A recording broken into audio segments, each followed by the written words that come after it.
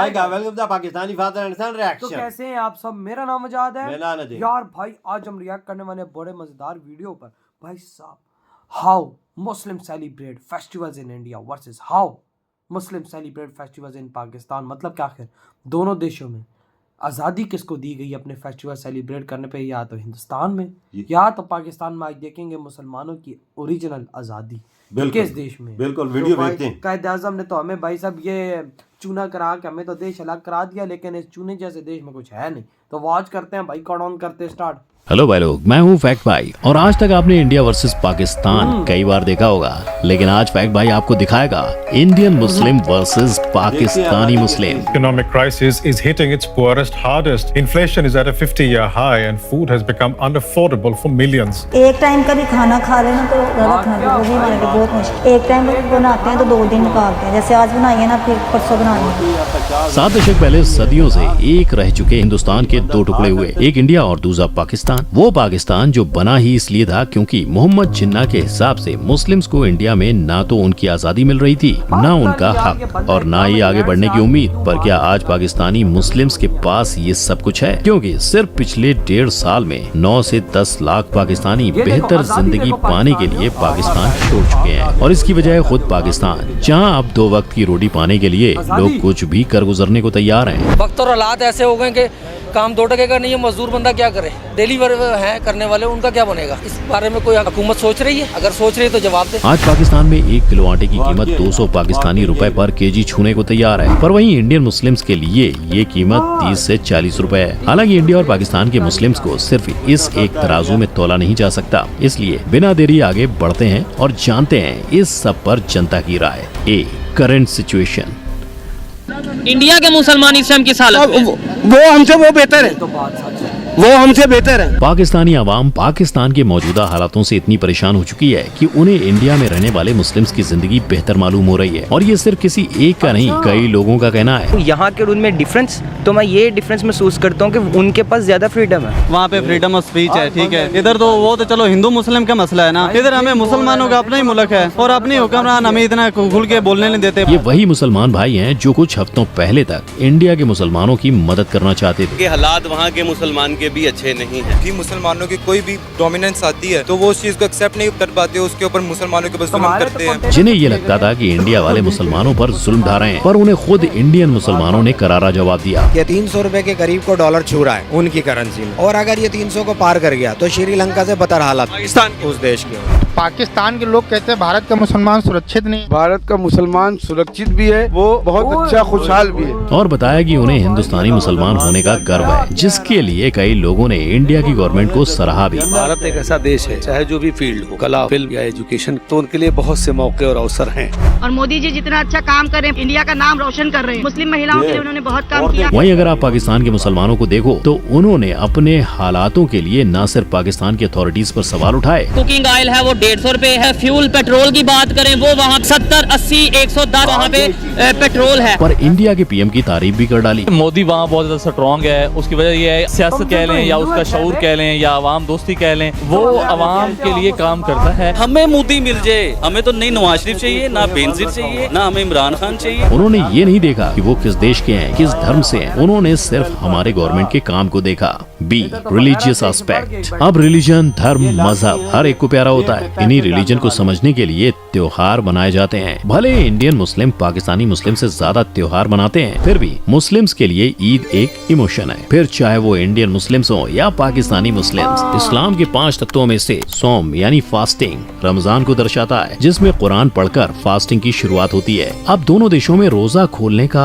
अंदाज थोड़ा निराला है। सूरज उगने से पहले जो चीज खाई जाती है उसे सहरी कहते हैं, और सूरज डूबने से पहले जो खाया जाता है उसे इफ्तार कहते हैं। इसलिए इंडिया में ज्यादा करके शीर कुरमा, कीमा समोसा, चिकन रोल ऐसी चीजें खाई जाती हैं, लेकिन पाकिस्तान में ज्यादा करके चोमचोम्स, मैमोल, गोराविये ऐसी चीजों का सेवन किया जाता है। इतना ही नहीं, दुनिया के हर कोने में, फिर चाहे वो श्रीलंका हो या इंडोनेशिया, हर देश का अंदाज निराला है। यहाँ तक कि टर्की में भी चॉकलेट, कुकीज, इन चीजों के साथ टर्किश कॉफी का सेवन किया जाता है। लेकिन देश कोई भी हो, इन सब फूड में खजूर सबसे पॉपुलर माना जाता है, क्योंकि कहते हैं कि प्रॉफेट मोहम्मद अपना रोजा खोलने के लिए खजूर का ही सेवन करते थे। अब इतना हेल्दी फूड होगा तो कोई भी उसे पसंद करेगा ही। ऐसा माना जाता है कि रमजान के महीने में शैतान और उसकी सेना को बांध दिया जाता है, इसलिए चाहे वो इंडियन मुस्लिम हो या पाकिस्तानी मुस्लिम, हर एक अच्छे मन से रोजा रखता है, क्योंकि ये महीना हमें सिखाता है कि खाने और पानी की क्या वैल्यू होती है। ये हमें सिखाता है कि कैसे खुद पर कंट्रोल रखें, और ये भी सिखाता है कि कैसे गरीब और जरूरतमंद की मदद करें।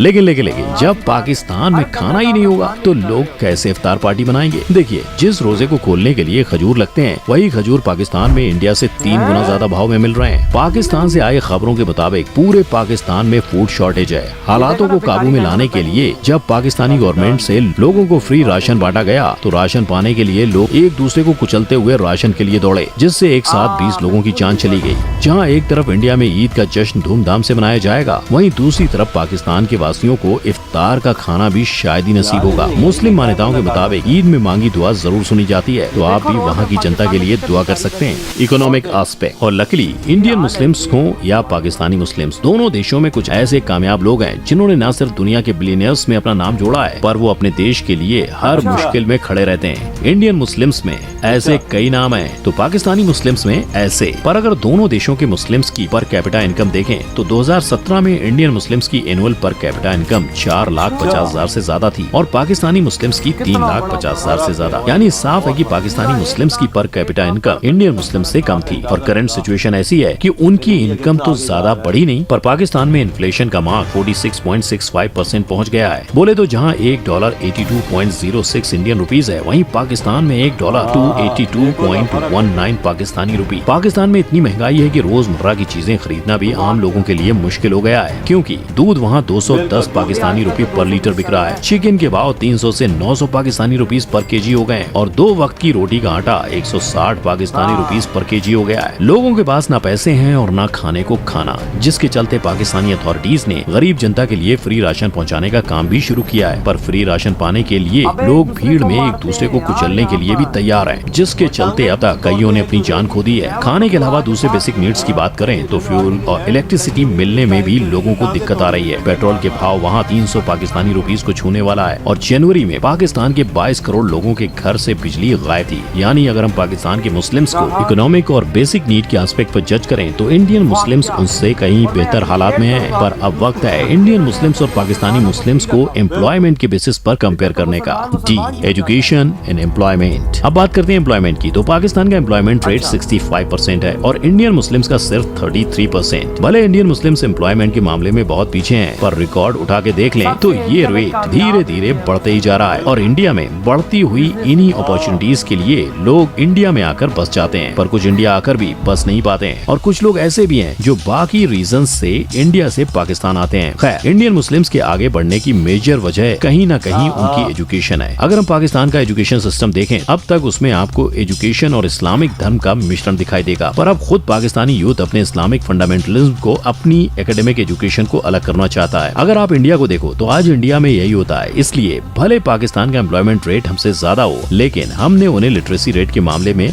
हरा दिया है। पाकिस्तान में मुस्लिम्स की मेजोरिटी होने के बावजूद उनका लिटरेसी रेट है 63%, और इंडिया में मुस्लिम्स के माइनॉरिटी होने के बावजूद हमारा है ये। यानी एम्प्लॉयमेंट में पाकिस्तान ने हमें और एजुकेशन में हमने पाकिस्तान को हरा दिया। पॉपुलेशन, अगर आप इस वेबसाइट को देखोगे तो आपको हर सेकंड बढ़ती मुस्लिम्स पॉपुलेशन दिखाई देगी, और इसमें से हर 11वां बच्चा इंडिया और पाकिस्तान में पैदा हो रहा है, क्योंकि पूरी दुनिया में से लगभग 11% मुस्लिम पॉपुलेशन इंडिया पाकिस्तान में है। ये आंकड़े देखकर आपको दोनों देशों के मुस्लिम्स की पॉपुलेशन सेम लग रही होगी, पर अगर पॉपुलेशन ग्रोथ को देखा जाए तो इंडिया की ग्रोथ पाकिस्तान से दुगनी है। यानी जितने वक्त में इंडिया में 2 मुस्लिम बच्चे पैदा होते हैं, उतनी देर में पाकिस्तान में सिर्फ 1 बच्चा पैदा होता है। पर फिर भी इंडिया में टोटल पॉपुलेशन के मुकाबले मुस्लिम्स कम, यानी 14.2% होने की वजह से वो माइनॉरिटी में। वहीं दूसरी ओर पाकिस्तान में मुस्लिम्स 97% के साथ मेजोरिटी में, तो पॉपुलेशन के मामले में पाकिस्तान इंडिया से आगे हुआ। पॉलिटिकल एस्पेक्ट, एंड जैसा राजा वैसी प्रजा, यही कहावत लीडरशिप को भी अप्लाई होती है, क्योंकि जितना लीडर अपनी प्रजा से कनेक्ट होगा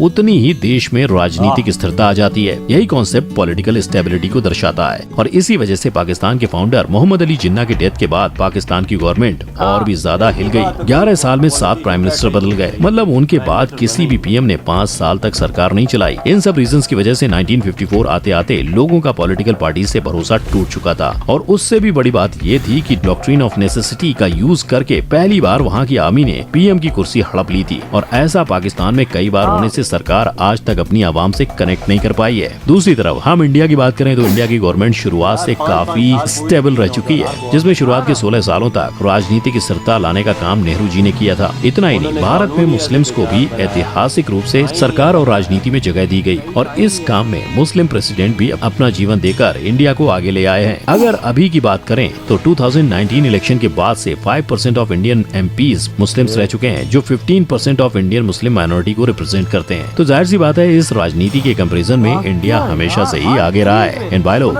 इन सारे एस्पेक्ट को अच्छी तरह से जानने और समझने के बाद आप ये तो जान ही गए होंगे कि कहीं ना कहीं इंडिया में रहने वाले मुस्लिम्स एक बेहतर जिंदगी गुजार रहे हैं, पर पाकिस्तान ने उनके करंट सिचुएशन में भी जहां उनके पास खाने के लिए ना खाना है ना दूसरी तरफ बेसिक नीड्स की चीजें, हमें कड़ी टक्कर दी है। आपकी इस सब पर क्या राय? वीडियो खत्म भाई। वाकया में भाई अगर देखा जाए ना तो भारत का मुसलमान एक आजादी से जिंदगी गुजार है, वो भी हिंदूज की छत्र छाया में। और इधर देख लो, आटे के लिए भाई साहब कुत्ते बने हुए हैं, रोटी के लिए यहाँ पे कुत्ते बने हुए हैं। आटा आगे आता है ना तो भाग पड़ते हैं, एक दूसरे को काटते हैं, एक दूसरे की टांगे तोड़ देते हैं। बिल्कुल बिल्कुल बिल्कुल भाई मैं बोलूंगा इनके और कुत्ते में कोई फर्क नहीं है, क्योंकि कुत्ते के आगे भी दो कुत्ते और रोटी डालो, वो एक दूसरे से पहले लड़ेंगे कि भाई ये रोटी मैं खाऊंगा, फिर उसके बाद जो जीतता है, जो बहादुर होता है, वो रोटी खाता है। इधर भी वही चीज है इस टाइम। और उधर देख लो, उधर हमने आज तक नहीं देखा कि मुसलमान लाइन में लगा हुआ है। यार आपने एक वीडियो मुझे उठा के भारत की हिस्ट्री के निकाल दो कि वहां पे इन्फ्लेशन और भाई साहब खास तौर पे मुसलमान लाइनों में लगा, हमने आज तक नहीं देखी, वाकई नहीं देखी यार। इन 5-6 सालों में मैंने 5-6 साल, मैं कहता हूँ आप अगले पिछले 30 साल निकाल दो, कोई वीडियो नहीं देखी। 2000 के बाद, वो तो 90s में इन्फ्लेशन है, मुझे उसका इंडिया का नहीं पता क्या सिचुएशन थी, लेकिन 2000 से आज 2024 है, 25 साल होने को हैं। इन 25 सालों में मुझे वहां के मुसलमानों की जरा खाने के लिए लाइनें तो बता, कोई नहीं है खाने के लिए एक दूसरे को मारना तो दिखा दो। और यार उधर मोदी जी ने राशन कार्ड बनाए हुए हैं, राशन कार्ड ने किस बेस पे पाकिस्तान को फिर अलग किया था? इस बेस पे कि भाई यहाँ पे कुत्तों की तरह लड़े और वहां पर आजादी से रोटी खाएं वो लोग। वहां पे कितना सस्ता हुआ पाकिस्तान से 3 गुना लोगों को तो मोदी जी उधर फ्री राशन दे रहा है। सही कहा। और भाई साहब वहां पे अब देखो मुसलमान एजुकेटेड पाकिस्तान से ज्यादा होते हैं। बिल्कुल हो रहे हैं, वाकई देखो वहाँ पे आंकड़े तकरीबन 69% हो चुके हैं। ये सब दौर मोदी जी का है, मोदी जी के जो दौरे हुकूमत चल रहा है इसमें सारे आंकड़े आए। दौरे हुकूमत जो चल जो उनकी गवर्नमेंट चल रही है ना, उसमें ये चीजें सारी चल रही हैं। तभी तो तवज्जो दी है ना, साइकिल के पंचर लगाने तक वो भी एजुकेशन हासिल कर रहा है, उनको भी उठा के मोदी जी ऊपर ले आए। भाई वाकया भारत में मुसलमान एक स्वर्ग की जिंदगी जी रहे हैं और पाकिस्तान में हम नर्क की। तो भाई आपके क्या थॉट है? इधर ही वीडियो खत्म करते हैं।